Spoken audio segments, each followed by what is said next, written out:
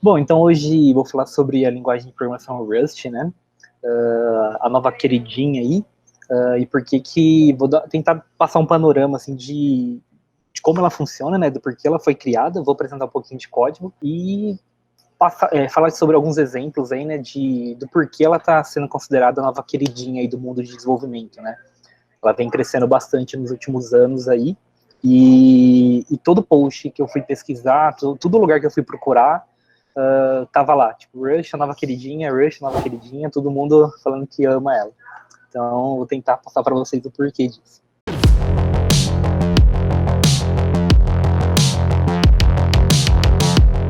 Então, senta que lá vem a história, né? Quando a gente vai começar a falar sobre qualquer tecnologia na linguagem, a gente tenta sempre entender de onde ela veio, né? Por que ela surgiu. Então, o Rust, né? Ele nasceu em 2006 ali. Ela foi criada pelo Brandon Hoare em 2006. Ele é então funcionário da Mozilla, era tech lead na Mozilla, e eles vinham enfrentando alguns problemas relacionados à memória, né? E eles atuavam bastante com C e C++ ali, né? Porque eles estavam na construção de uma parte do core do Mozilla, e eles estavam tendo muitos problemas de memória. E aí, então, ele sempre, como engenheiro de sistemas ali, né, ele sempre procurando fazer alguns códigozinhos, alguns projetos. Então ele começou a criação do Rust, né?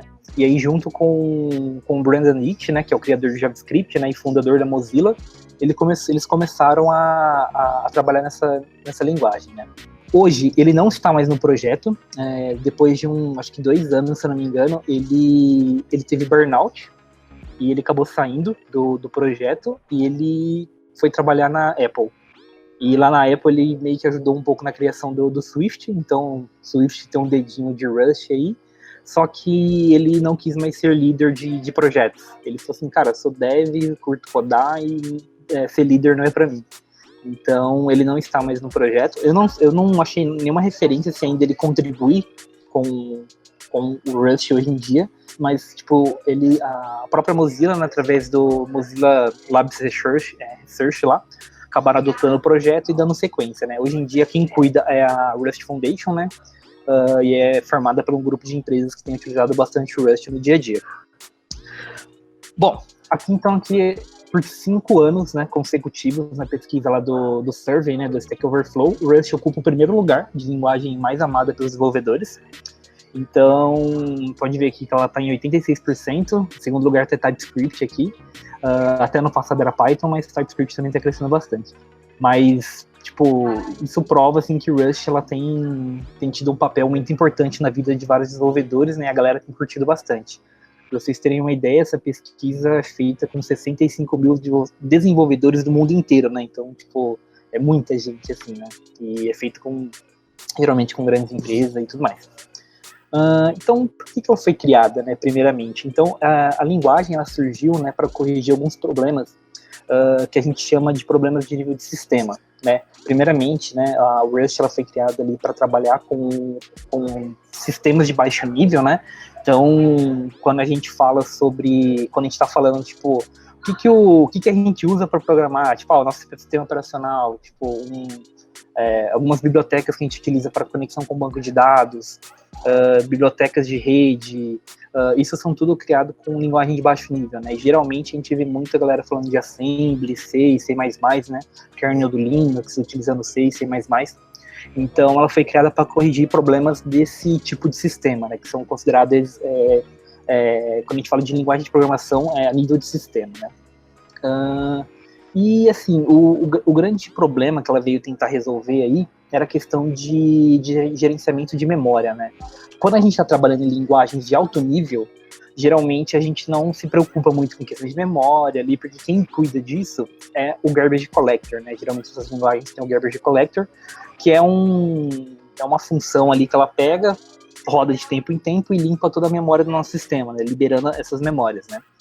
Então, só exemplificando, né, quando a gente vai estar desenvolvendo um sistema ali, a gente coloca uma variável, essa variável aloca, né, na memória ali da nossa máquina, e de tempos em tempos alguém passa e limpa, né. Quando a gente fala de linguagens de baixo nível, né, linguagem a nível de sistema, a gente tem muito que trabalhar isso na mão. tá? Então a gente tem que se preocupar muito na hora que a gente está alocando a memória, fazer a utilização daquele recurso de memória e assim que acabar a gente limpar. E com isso, né, com essas linguagens de baixo nível, a gente tem muito, a galera tem muito os conhecidos problemas aí, que é chamado de errors billion dollar mistake, né, que são os erros de $1 bilhão. E aí alguns exemplos mais conhecidos, né, a gente tem esse dangling pointers aqui, né, então o famoso no pointer exception, double free, buffer overflow, data races, né, entre outros aí. Beleza, e tipo, por que o Rust é considerado essa linguagem mais amada aí dos últimos tempos, né? Qual que foi o propósito, né? E como que ela veio resolver essas questões?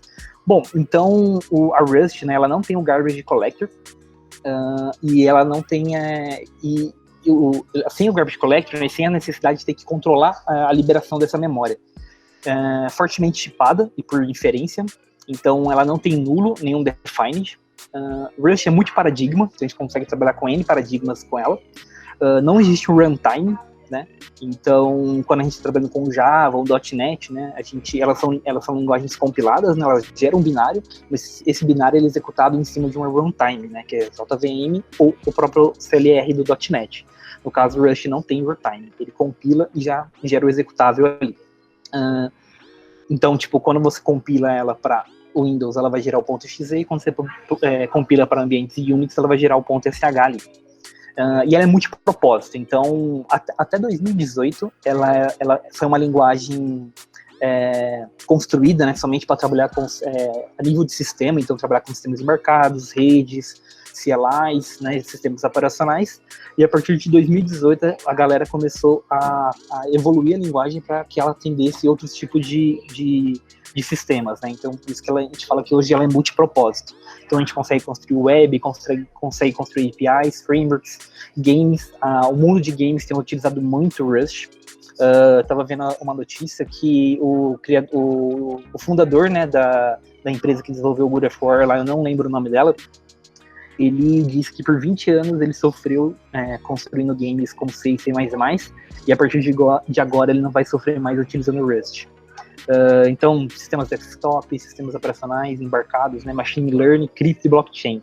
Blockchain é uma dos maiores tipos de sistema que a galera tem usado bastante o Rust, né? Beleza. Então, quais são os princípios do Rust, né? É performance, confiabilidade e produtividade. Então, por que ela é tão performática, né? Então, se a gente voltar aqui, o que acontece? Quando a gente vai... como ela não tem o garbage collector, então todo o sistema, né, quando a gente está desenvolvendo, ele não vai ter um overhead ali de nível de aplicação, porque assim, pensa o seguinte, a gente está desenvolvendo um sistema. Se a gente tem uma outra ferramenta que toda hora ela tem que ficar checando se tem memória para liberar, isso vai trazer vai levar a nossa performance da nossa aplicação, porque a gente tem outra coisa rodando, analisando o nosso sistema, para ver se ele precisa eliminar ou não a memória. E hoje, assim, quando a gente está trabalhando com questões de memória, a gente tem a pilha, que é a stack, que geralmente a gente fala, e a heap. Pilha é toda variável que a gente aloca, que a gente pré-define um valor.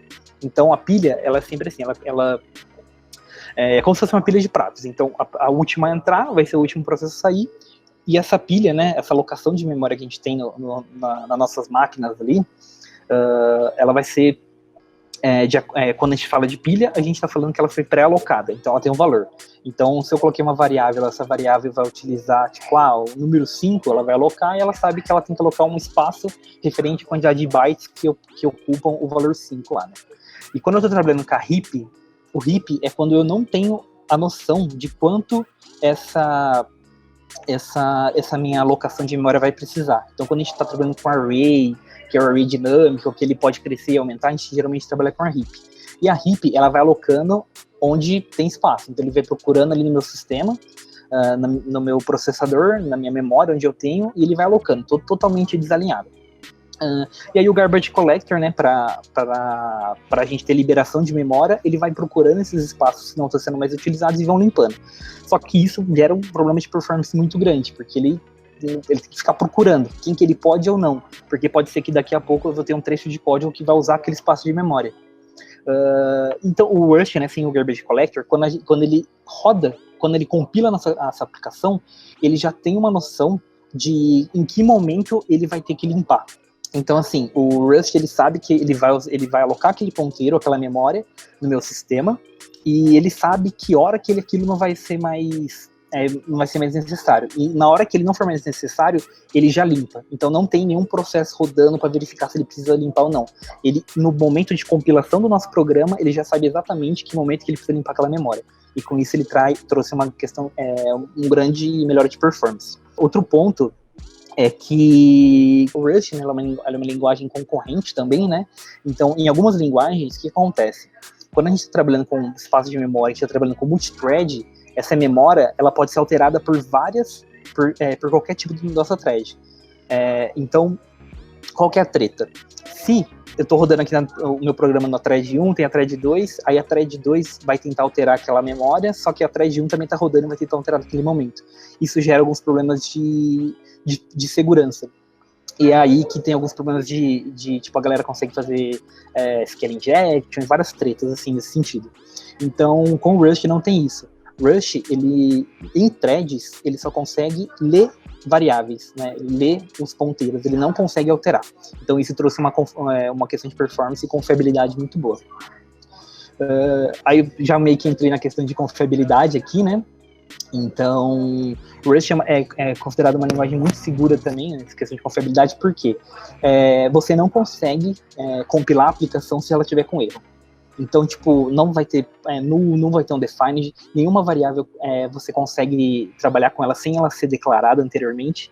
Então, qualquer erro de memória que possa dar, ou qualquer problema de performance que você vai ter com o sistema, o Rust já te avisa, ó, você não pode fazer isso, não pode fazer isso. E ele fala o porquê, ele te explica e fala a linha que tá o problema, ele te explica como você pode corrigir.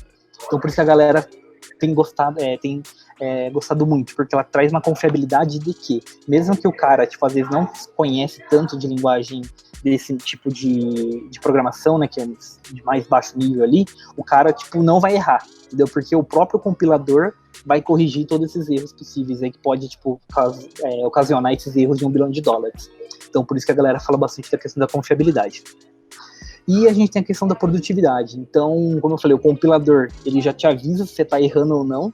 Então, ele não deixa você passar se tiver qualquer erro que vai prejudicar o sistema. Da parte de documentação muito boa. Então, a galera fala que, tipo, raramente você vai precisar fugir da documentação para resolver algum problema. E a questão da comunidade está muito forte. E afinal, né, quem que está usando Rust, né, hoje em dia? Bom, Facebook, Discord, AWS, Google, NPM, GitLab, o Linux e o Windows aí.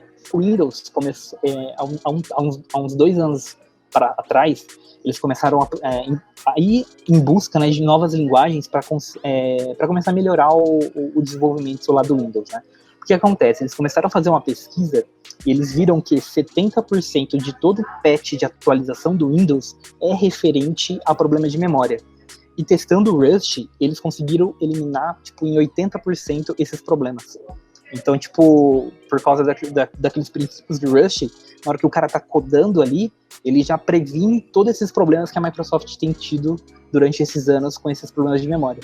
Então, com isso, eles têm utilizado, alguns módulos já estão sendo reescritos com o Rust, algumas correções já estão sendo reescritas com o Rust, mas eles ainda não estão comentando muito quais são esses módulos. E assim, eles gostaram tanto da linguagem que eles pegaram o líder de desenvolvimento do .NET, colocaram num novo projeto chamado Projeto Verona, e esse projeto vai ser baseado em Rust. Então, logo, logo a gente vai ter uma nova linguagem de desenvolvimento da Microsoft baseada em Rust.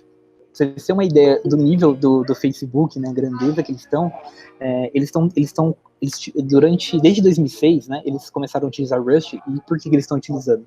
Eles têm tido muito problema de controle de versão.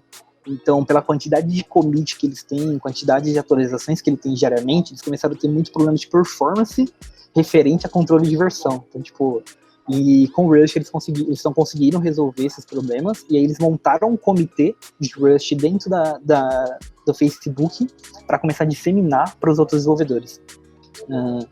O AWS tem utilizado em vários serviços também, como EC2, Lambda, Route 53, parte de firewall, de segurança deles, está tudo escrito em Rust. Google Eles abriram recentemente para a galera utilizar Rust no core do Android. Eles não vão reescrever a questão do Android ali de Java, mas eles abriram para a galera começar a trabalhar com Rust, para começar a contribuir com o Android ali. NPM, tipo, a gente usa todo dia aí, e até ontem eu nem sabia que acho que a maior parte do código, da base de código do NPM, é utilizando Rust também. Linux, o Linux Torvalds lá, né, nem lembro como fala o nome dele, eles acabaram já, faz um tempo que eles já vêm estudando Rust também, e tipo, quem conhece ali um pouco da história do Linux, né, sabe que ele é meio grossão, assim, em alguns momentos, e, tipo, ele trata muito com algumas questões de tecnologia, e que o Rust, ele tá bem adepto, assim, então, algumas coisas do kernel do Linux também estão começando a ser reescritas com Rust. GitLab também tem utilizado.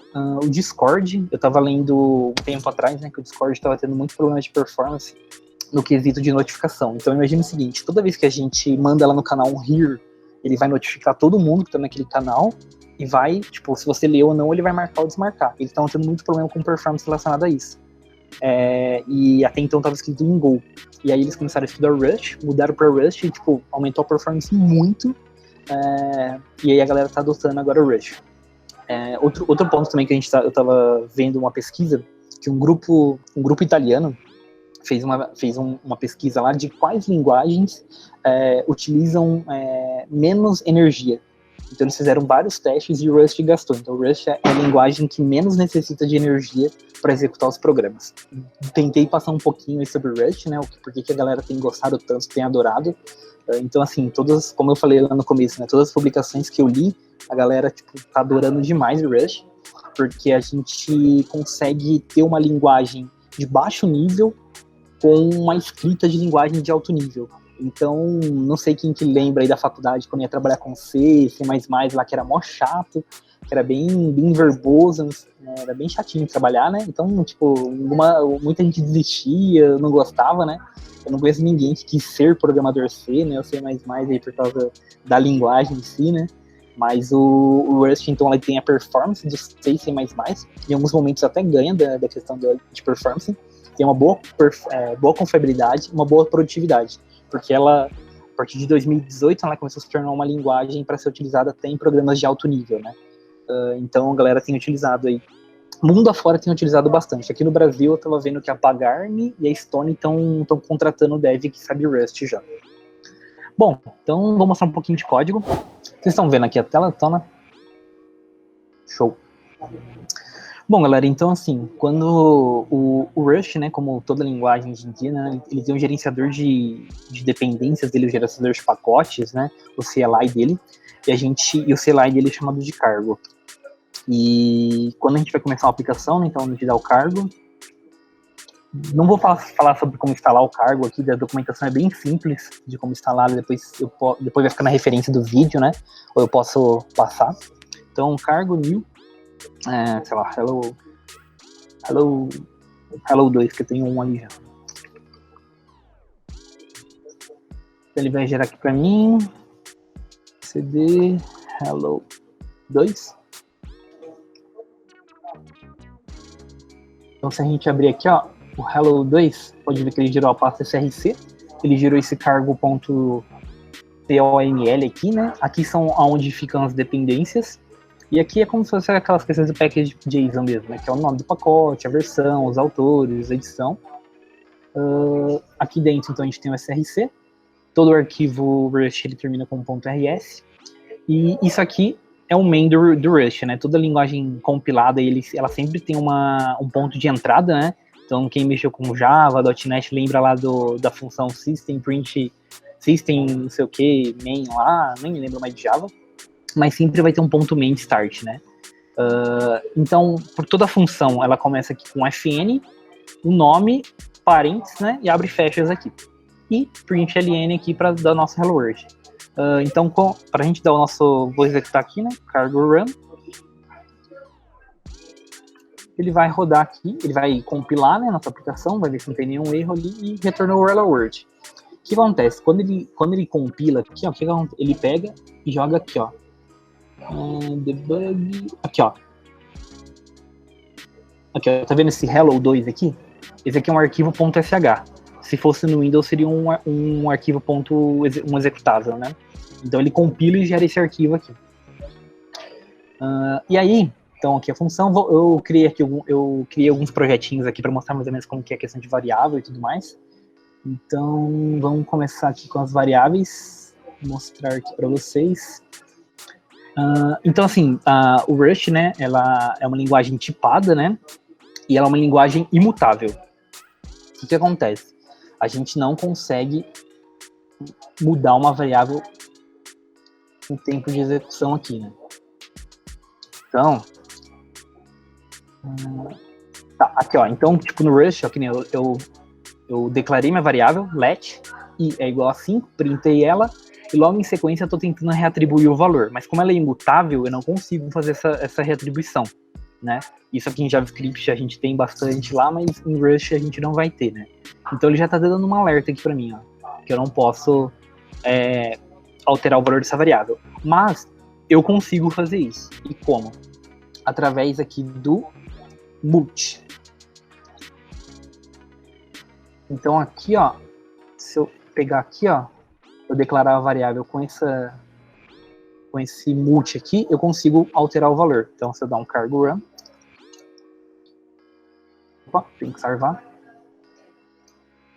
Ah tá, não estou na pasta de variáveis também.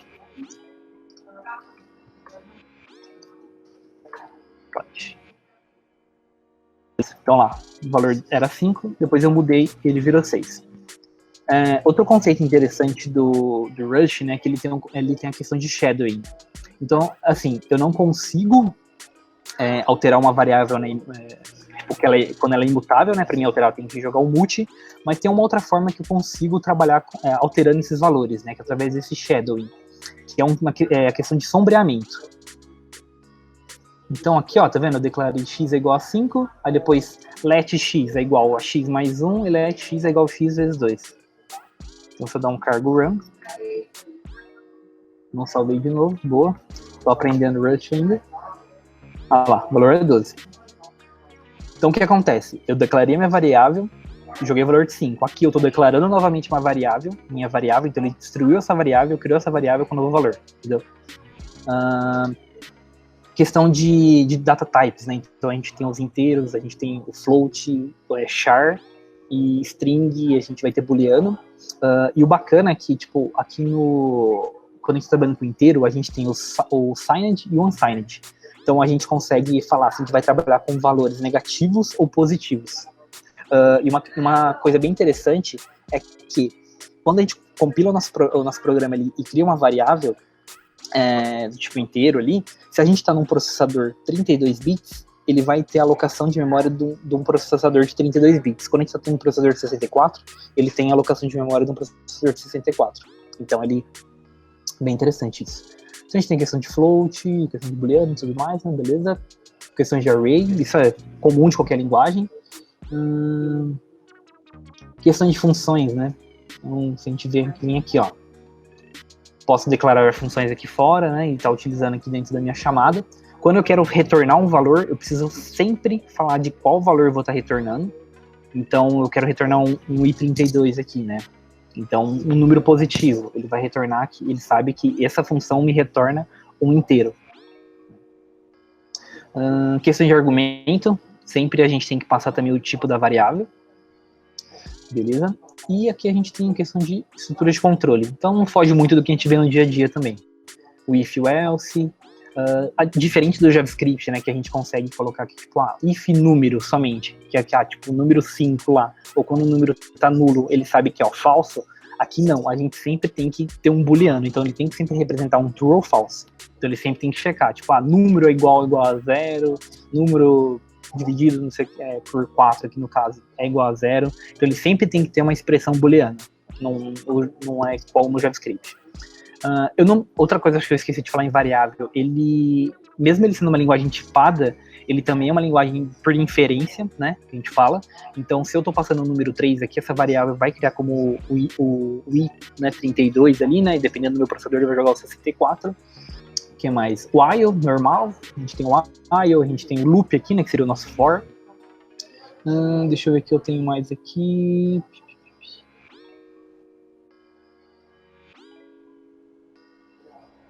Bacana isso aqui, ó. Aqui eu estou usando uma lib externa, né, para trabalhar com a questão de leitura do meu terminal ali, né, muito comum em linguagem de baixo nível. E aqui, ó, tá vendo que eu estou tendo que colocar um mut para essa minha variável?